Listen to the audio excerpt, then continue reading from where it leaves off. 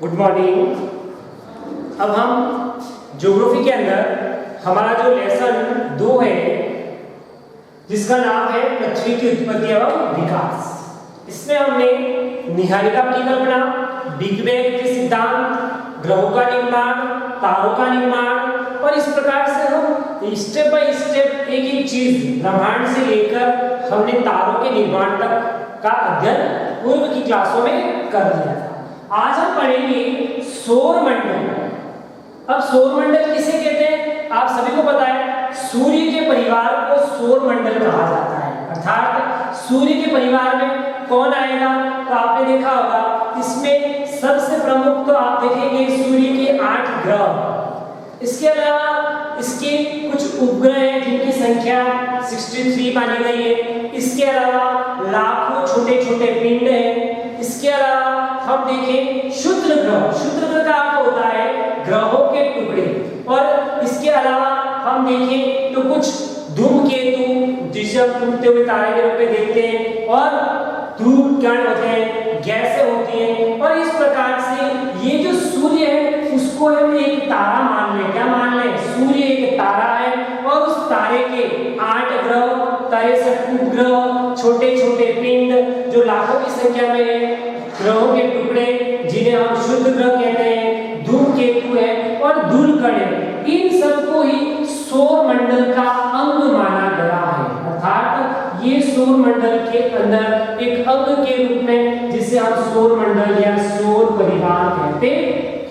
एक तो ये बात ध्यान रखें। दूसरी बात ध्यान रखें कि जब सूर्य को एक हम तारा मानते हैं, और हमने निहारिका परिकल्पना में देखा था कि निहारिका जो है वह किसका जनक मानी गई है? ग्रहों का जनक। अर्थात ग्रहों का निर्माण निहारिका के टूटने से या जो गैसीय बादल थे उसके ध्वस्त होने से एक क्लाउड का निर्माण हुआ, और उस क्लाउड की शुरुआत से धीरे धीरे किसका निर्माण होता है? ग्रहों का निर्माण होता है। और उसका समय हमें ध्यान में रखना है कि उसका जो काल था वो 5 अरब से लेकर 5.6 अरब वर्षों के पूर्व की यह घटना हुई।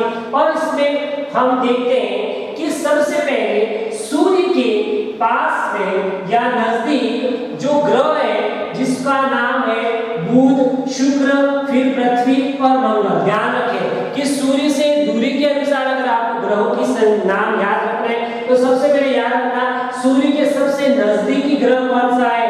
बुध। इसके बाद दूसरे नंबर पर कौन सा ग्रह है? शुक्र।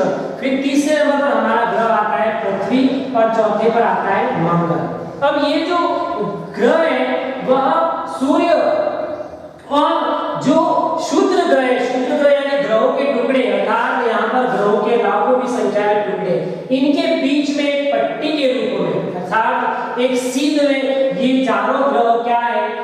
स्थित है। कौन? बुध, शुक्र, पृथ्वी और मंगल।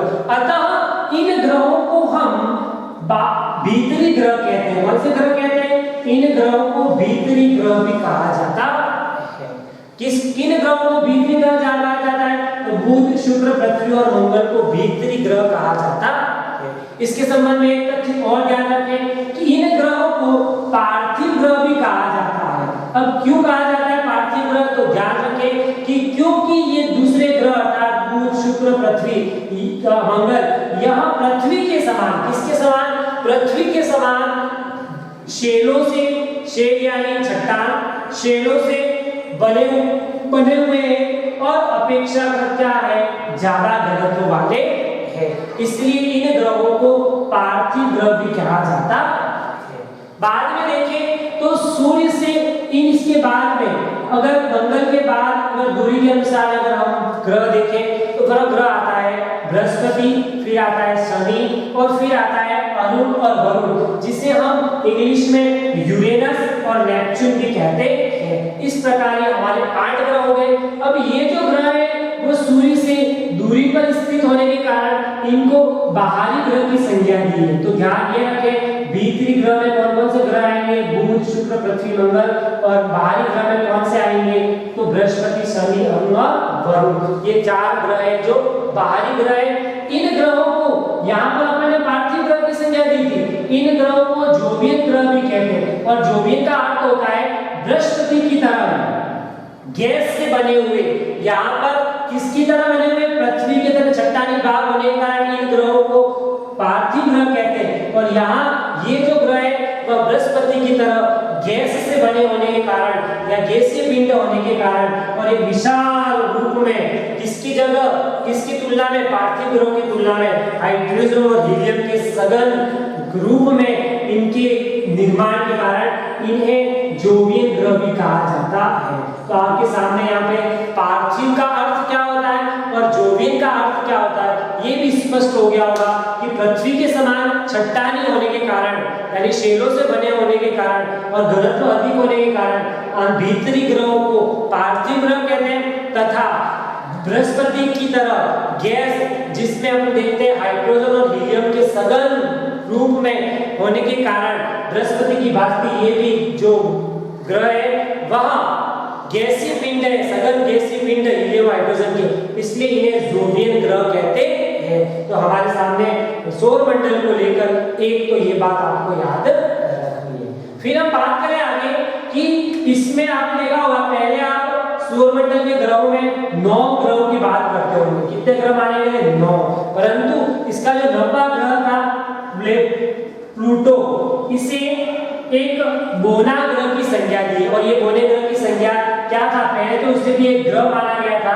परंतु अगस्त 2006 के अंतर्गत अंतरराष्ट्रीय खगोलीय संगठन ने एक ब्रह्मांड में खोज की, अन्वेषण किए, कुछ प्रयोग किए और वहां जाकर देखा होगा या इस बात का पता लगाया होगा कि ये जो ग्रह है अर्थात प्लूटो को जो हमने ग्रह की संज्ञा दी थी उसे ग्रह की संज्ञा से हटाते हुए उसे एक बोने ग्रह के रूप में या इसे एक बोना ग्रह माना गया। इसे प्लूटो को एक बोना ग्रह की संज्ञा दी गई। या पहले प्लूटो भी सौर मंडल का एक ग्रह था, परंतु अगस्त 2006 के बाद अंतरराष्ट्रीय खगोलीय संगठन ने इसे एक बोने ग्रह के रूप में संज्ञा दी गई है या यह एक बोना ग्रह के रूप में बताया गया है। तो इस प्रकार से सौर मंडल के संबंध में हमें ये ध्यान रखना है कि सौर मंडल में सूर्य एक तारे के रूप में और उसके 8 प्रमुख ग्रह हैं जिनमें 4 ग्रह भीतरी, इन्हें पार्थिव ग्रह भी कहते हैं, और 4 ग्रह बाहरी जिन्हें जोवियन ग्रह कहते हैं। भीतरी ग्रह में बुध, शुक्र, पृथ्वी और मंगल है और बाहरी ग्रह में बृहस्पति, शनि, अरुण और वरुण जिसे हम यूरेनस और नेपच्यून भी कहते हैं, अरुण और वरुण को। और इस प्रकार से आप इनके बारे में एक तथ्य याद रखेंगे। आगे अगर बात करें तो आपको ये प्रश्न आएगा कि पार्थिव ग्रह और जोवियन ग्रह की तुलना कीजिए, इन दोनों में अंतर कीजिए। तो आपको ये बात ध्यान में रखनी है कि जो पार्थिव ग्रह थे अर्थात भीतरी ग्रह थे उनका जो जनक है अर्थात ये जनक किसको माना गया है, सूर्य का, अर्थात ये जो तारा है उसको जनक माना गया। तो उसके जनक के पास में अर्थात उनका निर्माण इन्हीं के पास में हुआ, किसके, जनक तारे के पास, अर्थात जिनसे जिस तारे से इनका जन्म हुआ उसी के समीप बना। और इनके कारण यहाँ होता क्या है, ये जब सूर्य के समीप है तो तापमान की अत्यधिकता के कारण, किसके कारण, तापमान की अत्यधिकता के कारण यहाँ पर क्या होती है, जो गैसें होती है वो संघनित नहीं हो पाती है, क्योंकि तापमान अधिक होगा तो गैसें दूर चलेगी और गैसें ज्यादा रूप में, गैस जो है वो ज्यादा रूप में यहाँ पर संघनित नहीं हो पाती है। किसकी अपेक्षाकृत जोवियन ग्रहों या बाहरी ग्रहों की तुलना में पार्थिव ग्रहों के अंदर जो गैसें हैं वो संघनित रूप में नहीं पाई जाती और यहाँ जो गैसें हैं बाहरी जोवियन ग्रहों में गैसें संघनित रूप में पाई जाती है। यहाँ नहीं पाई जाने का कारण क्या है, क्योंकि ये सूर्य के ज्यादा नजदीक होने के कारण, तापमान की अधिकता होने के कारण यहाँ पर गैसें संघनित नहीं हो पाएंगे।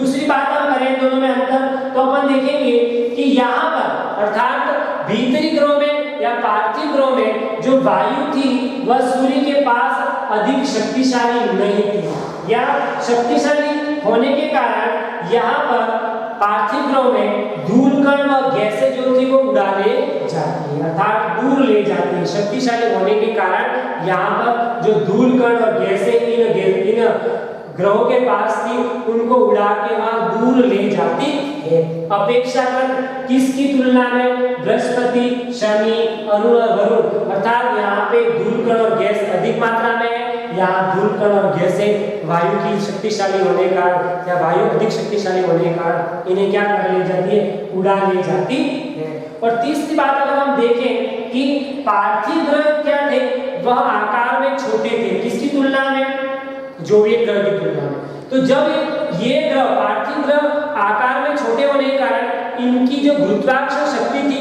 वह भी कम थी, और इस कारण वह जो गैसें वगैरह, जो बादल वगैरह, जो गैस धूलकण थे, उनको अपने पास रखने में असमर्थ थी। इसीलिए हम यहाँ देखते हैं कि यहाँ पर जो गैसें हैं वह पर्यावरण के तुलना में देखते हैं बहुत ही दूर तक फैली हुई है, चारों तरफ असमान रूप से फैली हुई है। कहाँ पर, पार्थिव ग्रह में चारों तरफ जो वायु है वह असमान रूप में फैली हुई है, क्योंकि इसके अंदर कम शक्ति होने का, गुरुत्वाकर्षण कम होने का इनका आकार छोटा था। इसकी तुलना में जोवियत ग्रह की तुलना में इनका आकार छोटा होता है, और आकार छोटे होने के कारण इनके अंदर गुरुत्वाकर्षण बल कम होता है, और वहाँ जो गैसें वगैरह होती है उनको रोकने में इतनी सक्षम नहीं हो पाती है, जिसके परिणाम स्वरूप गैसें बहुत दूर तक असमान रूप तक फैली हुई है। जबकि इसके विपरीत हम देखते हैं कि जो बाहरी ग्रह होते हैं वहां पर उनका आकार भी इनकी तुलना में बड़ा होने के कारण, गुरुत्वाकर्षण शक्ति अधिक होने के कारण इनके चारों ओर जो गैस है या गैसें हैं वो एक समान रूप में या ज्यादा दूर तक नहीं फैली हुई है। और इस तरह से ये हमारी दोनों में ही पार्थिव ग्रह और जोवियत ग्रह में क्या हो जाएगा, अंतर हो जाएगा। और इस प्रकार ये हमारा सौर मंडल क्या होता है, पूर्ण होता है। अब हम आगे बात करेंगे चंद्रमा की। किसकी बात करेंगे, चंद्रमा। चंद्रमा जो हमारा पृथ्वी का एक प्राकृतिक क्या माना जाता है, उपग्रह माना जाता है। और जब आप सभी जानते हैं कि उपग्रह किसे कहते हैं, तो जो ग्रहों के चारों ओर चक्कर लगाते हैं या ग्रहों के चारों ओर घूमने वाला पिंड क्या कहलाता है, उपग्रह। वैसे तो अभी वर्तमान समय में इन सब की जानकारी प्राप्त करने के लिए इन सब के ऊपर हमने कृत्रिम उपग्रह द्वारा क्या किया गया है, विभिन्न प्रकार के कृत्रिम उपग्रह का निर्माण किया गया है। परंतु चूंकि चंद्रमा पृथ्वी का एक प्राकृतिक उपग्रह, एकमात्र प्राकृतिक उपग्रह है, इसलिए इसका अध्ययन करना भी हमारे लिए बहुत आवश्यक हो जाता है, और जिसका अध्ययन हम नेक्स्ट क्लास में